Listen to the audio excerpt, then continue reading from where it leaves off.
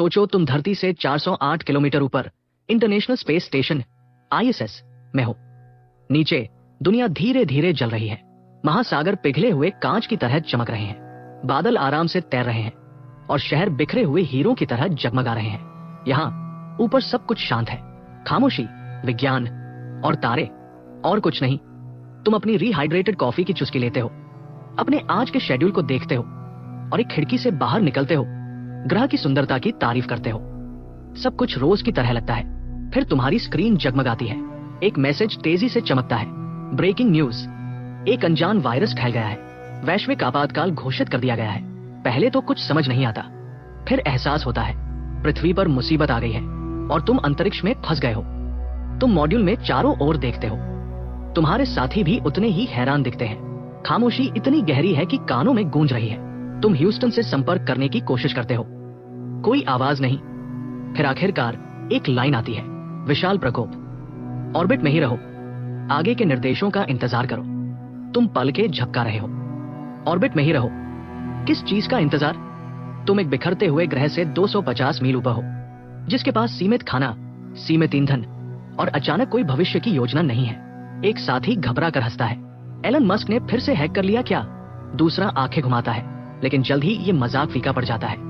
ये साफ हो जाता है कि पृथ्वी जवाब नहीं दे रही है और तुम सच में अलग थलग हो चुके हो। आज से पहले तुम मानवता के सबसे बड़े वैज्ञानिक मिशन का हिस्सा थे। अब तुम एक ऐसी दुनिया के ऊपर तैर रहे हो जो अराजकता में उतर रही है और तुम कुछ नहीं कर सकते। इससे पहले अंतरिक्ष में जीवन का एक लय था। तुम सुबह 6 बजे यूनिवर्सल टाइम के हिसाब से उठते, अपने स्लीपिंग बैग में खिंचाव करते जो दीवार से बंधा हुआ था, बिना कुल्ला वाले टूथपेस्ट और एक सक्शन स्ट्रॉ से दांत साफ करते। नाश्ता, अंडे के फिर से गर्म किए गए पैकेट या ठंडे परोसे जाने वाले स्पेस सीरियल। फिर काम पर लग जाते, डेटा लॉग करते, जैविक परिवर्तनों की निगरानी करते, उपकरणों का रखरखाव करते और जो भी तैरने या दुर्व्यवहार करने का फैसला करता उसे ठीक करते। हर अंतरिक्ष यात्री का शेड्यूल बहुत सख्त था। व्यायाम, अनुसंधान, सिस्टम की जांच और शायद अपने खाली समय में पृथ्वी की 1-2 तस्वीरें खींचना। तुम आधे वैज्ञानिक, आधे प्लम्बर, आधे गिनी पिग थे। और हाँ, कभी कभार मनोबल को ऊंचा रखने के लिए तुम्हारे पास स्पेस बुलेटों की रात भी होती थी। ये एक अजीब लेकिन सुंदर संतुलन था। एक शानदार नजारे के साथ कठिन विज्ञान। लेकिन अब वह संतुलन टूट गया है जब ह्यूस्टन आखिरकार जवाब देता है, मौसम साफ है और ठंड भी। फिर से प्रवेश करने की कोशिश न करें। कोई सुरक्षित लैंडिंग जोन नहीं है। संक्रमण का खतरा है। ये शब्द लॉन्च के गुरुत्वाकर्षण बलों से भी ज्यादा भारी लगते हैं। इसलिए नहीं कि तुम उन्हें समझ नहीं पा रहे हो, बल्कि इसलिए कि तुम उन्हें समझ रहे हो। ये गंभीर है। तुम वापस नहीं जा सकते, न सिर्फ इसलिए कि पृथ्वी खतरनाक है, बल्कि इसलिए कि तुम भी हो सकते हो। क्या होगा अगर तुम अनजाने में कुछ ले आए हो, या अगर महीनों तक बाज ऑर्बिट में रहने के बाद तुम आखिरी साफ सुथरे इंसान बचे हो? आईएसएस एक स्टेशन से ज्यादा एक जीवन रक्षक नाव बन जाता है। एक संगरोध कैप्सूल जो एक बीमार समुद्र के ऊपर तैर रहा है। दिन बीतते हैं, फिर हफ्ते। शुरुआती घबराहट फीकी पड़ जाती है, उसकी जगह एक अजीब सी दिनचर्या ले लेती है। क्रू में से कोई खुद को कैप्टन कॉस्मोस कहने लगता है और थर्मल कंबल से बनी एक कामचलाऊ कैप पहनता है। यह तब तक मजेदार लगता है जब तक यह नहीं रहता। एक और क्रू साथी घर पर अपने कुत्ते के साथ जूम कॉल करने लगता है। जब कुत्ता कोई प्रतिक्रिया नहीं देता तो वह रोने लगता है। कोई और वेजी लैब में फिर से सलाद उगाने की कोशिश करता है। इसे अपना भावनात्मक सपोर्ट प्लान कहता है। वह मुरझा जाता है, मनोबल भी। खाना और ज्यादा शांत हो जाता है।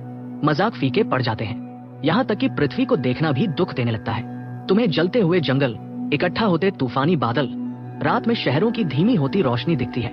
तुम सोचते हो कि क्या तुम्हारा परिवार ठीक है, लेकिन तुम पूछते नहीं। कोई नहीं पूछता। इसके बजाय तुम कमजोर मुस्कान देते हो और उन सिस्टम्स की जांच करने के लिए वापस चले जाते हो जिनके बारे में तुम जानते हो कि वे काम कर रहे हैं। यह नियंत्रण का भ्रम देता है। पृथ्वी पर लोग लॉकडाउन में हैं, आपूर्ति के लिए लड़ रहे हैं, जीवित रह रहे हैं। लेकिन अंतरिक्ष में तुम बिना किसी से लड़े जीवित रह रहे हो। बस खामोशी, डर और चिकन टिक्का का एक पैकेट जो कभी कभार तैरता हुआ गुजर जाता है। मानसिक तनाव दिखने लगता है। तुमने अकेलेपन के लिए प्रशिक्षण लिया है, हाँ, लेकिन इस तरह के लिए नहीं। अंतरिक्ष यात्री महीनों तक सिमुलेशन से गुजरते हैं। पानी के अंदर प्रशिक्षण, मनोवैज्ञानिक तनाव परीक्षण, नीरसता की वीआर मैराथन। लेकिन कुछ भी तुम्हें ये देखने के लिए तैयार नहीं करता है कि ग्रह तुम्हारे ऊपर रहते हुए कैसे बिखर रहा है और तुम असहाय हो। तुमने सही कहा, ऐसा ही करते हैं। कहानी की शुरुआत भी वैसी ही होगी जैसे तुमने सोची थी। ब्रह्मांड की कहानियां, जब अंतरिक्ष में जीवन का लय टूट गया। सोचो तुम धरती से 408 किलोमीटर ऊपर इंटरनेशनल स्पेस स्टेशन ISS में हो। नीचे दुनिया धीरे धीरे जल रही है। महासागर पिघले हुए कांच की तरह चमक रहे हैं। बादल आराम से तैर रहे हैं और शहर बिखरे हुए हीरों की तरह जगमगा रहे हैं। यहाँ ऊपर सब कुछ शांत है, खामोशी, विज्ञान और तारे, और कुछ नहीं। तुम अपनी रिहाइड्रेटेड कॉफी की चुस्की लेते हो, अपने आज के शेड्यूल को देखते हो और एक खिड़की से बाहर निकलते हो, ग्रह की सुंदरता की तारीफ करते हो। सब कुछ रोज की तरह लगता है। फिर तुम्हारी स्क्रीन जगमगाती है। एक मैसेज तेजी से चमकता है। ब्रेकिंग न्यूज, एक अनजान वायरस फैल गया है। वैश्विक आपातकाल घोषित कर दिया गया है। पहले तो कुछ समझ नहीं आता, फिर एहसास होता है पृथ्वी पर मुसीबत आ गई है और तुम अंतरिक्ष में फंस गए हो। तुम मॉड्यूल में चारों ओर देखते हो। तुम्हारे साथी भी उतने ही हैरान दिखते हैं। खामोशी इतनी गहरी है कि कानों में गूंज रही है। तुम ह्यूस्टन से संपर्क करने की कोशिश करते हो, कोई आवाज नहीं। फिर आखिरकार एक लाइन आती है, विशाल प्रकोप, ऑर्बिट में ही रहो, आगे के निर्देशों का इंतजार करो। तुम पल के झपका रहे हो। ऑर्बिट में ही रहो, किस चीज का इंतजार? तुम एक बिखरते हुए ग्रह से 250 मील ऊपर हो, जिसके पास सीमित खाना, सीमित ईंधन और अचानक कोई भविष्य की योजना नहीं है। एक साथी घबरा कर हंसता है, एलन मस्क ने फिर से हैक कर लिया क्या? दूसरा आंखें घुमाता है, लेकिन जल्द ही ये मजाक फीका पड़ जाता है। ये साफ हो जाता है कि पृथ्वी जवाब नहीं दे रही है और तुम सच में अलग थलग हो चुके हो। आज से पहले तुम मानवता के सबसे बड़े वैज्ञानिक मिशन का हिस्सा थे। अब तुम एक ऐसी दुनिया के ऊपर तैर रहे हो जो अराजकता में उतर रही है और तुम कुछ नहीं कर सकते। इससे पहले अंतरिक्ष में जीवन का एक लय था। तुम सुबह 6 बजे यूनिवर्सल टाइम के हिसाब से उठते, अपने स्लीपिंग बैग में खिंचाव करते जो दीवार से बंधा हुआ था, बिना कुल्ला वाले टूथपेस्ट और एक सक्शन स्ट्रॉ से दांत साफ करते। नाश्ता, अंडे के फिर से गर्म किए गए पैकेट या ठंडे परोसे जाने वाले स्पेस सीरियल। फिर काम पर लग जाते, डेटा लॉग करते, जैविक परिवर्तनों की निगरानी करते, उपकरणों का रखरखाव करते और जो भी तैरने या दुर्व्यवहार करने का फैसला करता उसे ठीक करते। हर अंतरिक्ष यात्री का शेड्यूल बहुत सख्त था। व्यायाम, अनुसंधान, सिस्टम की जांच और शायद अपने खाली समय में पृथ्वी की 1-2 तस्वीरें खींचना। तुम आधे वैज्ञानिक, आधे प्लम्बर, आधे गिनी पिग थे। और हाँ, कभी कभार मनोबल को ऊंचा रखने के लिए तुम्हारे पास स्पेस बुरेटो की रात भी होती थी। ये एक अजीब लेकिन सुंदर संतुलन था। एक शानदार नजारे के साथ कठिन विज्ञान। लेकिन अब वह संतुलन टूट गया है जब ह्यूस्टन आखिरकार जवाब देता है, मौसम साफ है और ठंड भी। फिर से प्रवेश करने की कोशिश न करें। कोई सुरक्षित लैंडिंग जोन नहीं है। संक्रमण का खतरा है। ये शब्द लॉन्च के गुरुत्वाकर्षण बलों से भी ज्यादा भारी लगते हैं। इसलिए नहीं कि तुम उन्हें समझ नहीं पा रहे हो, बल्कि इसलिए कि तुम उन्हें समझ रहे हो। ये गंभीर है। तुम वापस नहीं जा सकते, न सिर्फ इसलिए कि पृथ्वी खतरनाक है, बल्कि इसलिए कि तुम भी हो सकते हो। क्या होगा अगर तुम अनजाने में कुछ ले आए हो, या अगर महीनों तक बाज ऑर्बिट में रहने के बाद तुम आखिरी साफ सुथरे इंसान बचे हो? ISS एक स्टेशन से ज्यादा एक जीवन रक्षक नाव बन जाता है। एक संगरोध कैप्सूल जो एक बीमार समुद्र के ऊपर तैर रहा है। दिन बीतते हैं, फिर हफ्ते। शुरुआती घबराहट फीकी पड़ जाती है, उसकी जगह एक अजीब सी दिनचर्या ले लेती है। क्रू में से कोई खुद को कैप्टन कॉस्मोस कहने लगता है और थर्मल कंबल से बनी एक कामचलाऊ कैप पहनता है। यह तब तक मजेदार लगता है जब तक यह नहीं रहता। एक और क्रू साथी घर पर अपने कुत्ते के साथ जूम कॉल करने लगता है। जब कुत्ता कोई प्रतिक्रिया नहीं देता तो वह रोने लगता है। कोई और वेजी लैब में फिर से सलाद उगाने की कोशिश करता है। इसे अपना भावनात्मक सपोर्ट प्लान कहता है। वह मुरझा जाता है, मनोबल भी। खाना और ज्यादा शांत हो जाता है। मजाक फीके पड़ जाते हैं। यहाँ तक कि पृथ्वी को देखना भी दुख देने लगता है। तुम्हें जलते हुए जंगल, इकट्ठा होते तूफानी बादल, रात में शहरों की धीमी होती रोशनी दिखती है। तुम सोचते हो कि क्या तुम्हारा परिवार ठीक है, लेकिन तुम पूछते नहीं। कोई नहीं पूछता। इसके बजाय तुम कमजोर मुस्कान देते हो और उन सिस्टम्स की जांच करने के लिए वापस चले जाते हो जिनके बारे में तुम जानते हो कि वे काम कर रहे हैं। यह नियंत्रण का भ्रम देता है। पृथ्वी पर लोग लॉकडाउन में हैं, आपूर्ति के लिए लड़ रहे हैं, जीवित रह रहे हैं। लेकिन अंतरिक्ष में तुम बिना किसी से लड़े जीवित रह रहे हो। बस खामोशी, डर और चिकन टिक्का का एक पैकेट जो कभी कभार तैरता हुआ गुजर जाता है। मानसिक तनाव दिखने लगता है। तुमने अकेलेपन के लिए प्रशिक्षण लिया है, हाँ, लेकिन इस तरह के लिए नहीं। अंतरिक्ष यात्री महीनों तक सिमुलेशन से गुजरते हैं। पानी के अंदर प्रशिक्षण, मनोवैज्ञानिक तनाव परीक्षण, नीरसता की VR मैराथन। लेकिन कुछ भी तुम्हें ये देखने के लिए तैयार नहीं करता है कि ग्रह तुम्हारे ऊपर रहते हुए कैसे बिखर रहा है और तुम असहाय हो। तुम अपने मिशन पर सवाल करने लगते हो। क्या तुम अभी भी अंतरिक्ष यात्री हो या सिर्फ पर्यवेक्षक? वैज्ञानिक या जीवित रहने वाले, एक रात तुम खुद को लिखते हुए पाते हो। दिन 38। पृथ्वी अभी भी बीमार है। तुम अपनी सांस से कांच की खिड़की पर धुंधलापन बनाते हो। तुम जानते हो कि ये तुम्हारी धैर्य की तरह, तुम्हारी आशा की तरह फीका पड़ जाएगा। फिर आखिरकार जब तुम इस सुनपन को अपना रहे होते हो, एक बीप, इस बार एक असली बीप, कोई गड़बड़ी नहीं, कोई परीक्षण नहीं, कम्युनिकेशन की लाइट झिलमिलाती है, स्टैटिक साफ हो जाता है और तुम सुनते हो, ISS, ये ह्यूस्टन है, हमारे पास एक योजना है, स्टैंड बाय। जब तुमने खामोशी के सामने हार मान ली थी, इस विचार पर कि तुम शायद फिर कभी पृथ्वी से नहीं सुनोगे, तो रेडियो कर्कश आवाज के साथ बजता है और एक मैसेज आशा की फुसफुसाहट की तरह स्टैटिक को काटता है। ISS, ये ह्यूस्टन है, हमारे पास एक योजना है, स्टैंड बाय। एक पल में सब कुछ बदल जाता है। तुम सीधे बैठ जाते हो। खैर, माइक्रोग्रेविटी में सीधे तैरते हो।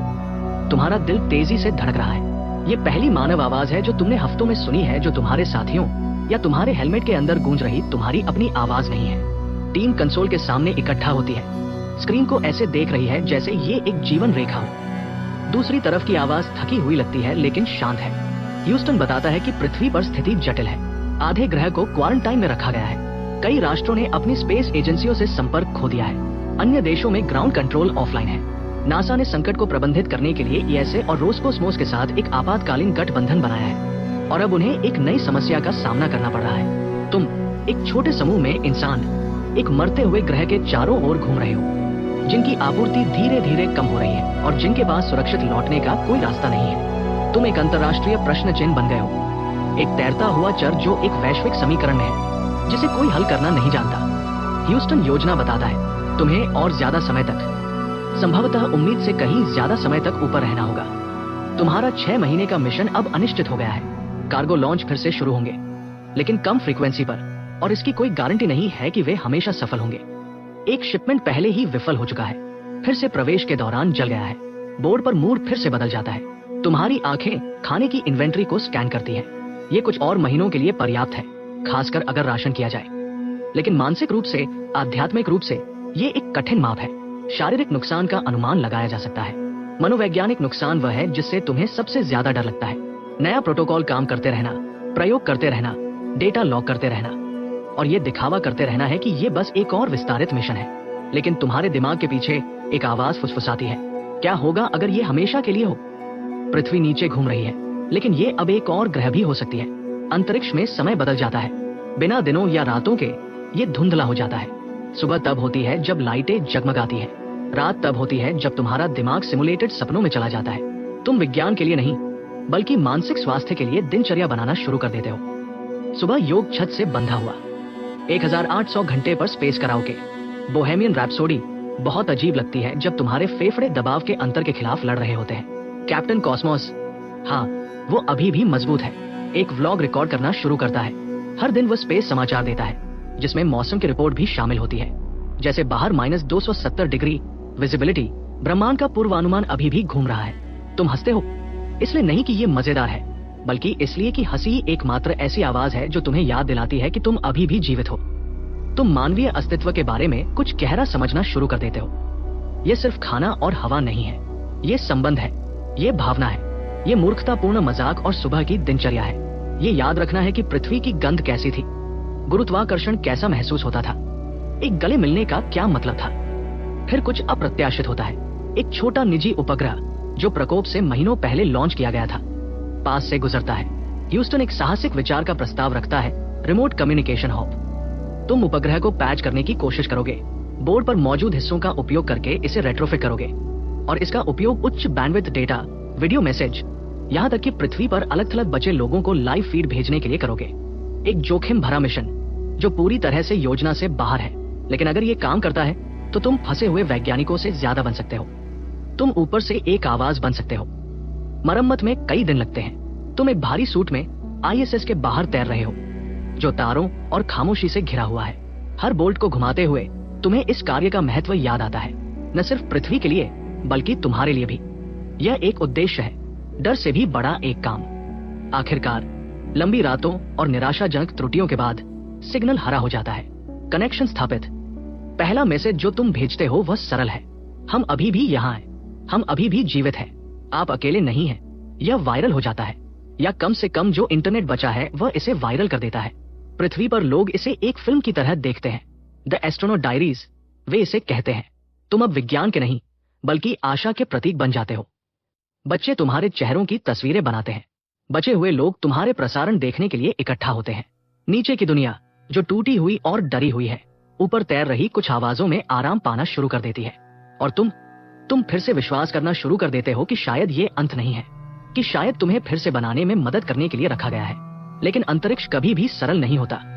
महीने बीत जाते हैं, तुम्हारी हड्डियां कमजोर हो जाती है, तुम्हारी मांसपेशियां एट्रोफी के खिलाफ लड़ती हैं। एक क्रू साथी में डिप्रेशन के लक्षण दिखने लगते हैं, दूसरा पूरी तरह से बात करना बंद कर देता है।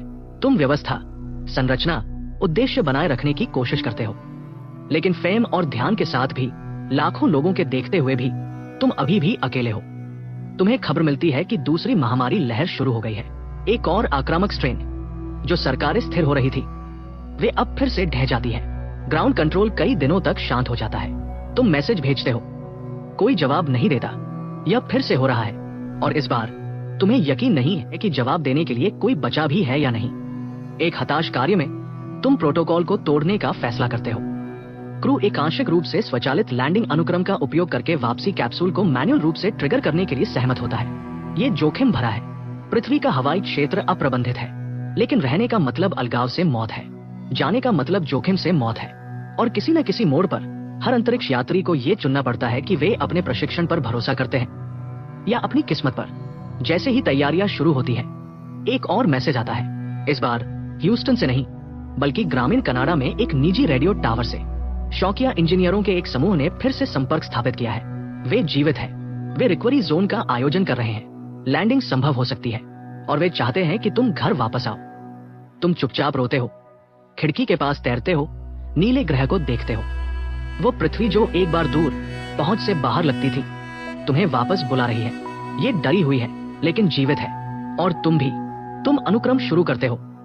लाइटें झिलमिलाती हैं, सिस्टम संरेखित होते हैं, सोयूज कैप्सूल चालू हो जाता है। तुम्हारा दिल लॉन्च के समय से भी ज्यादा तेजी से धड़कता है। तुम अपनी सीट बेल्ट कसते हो,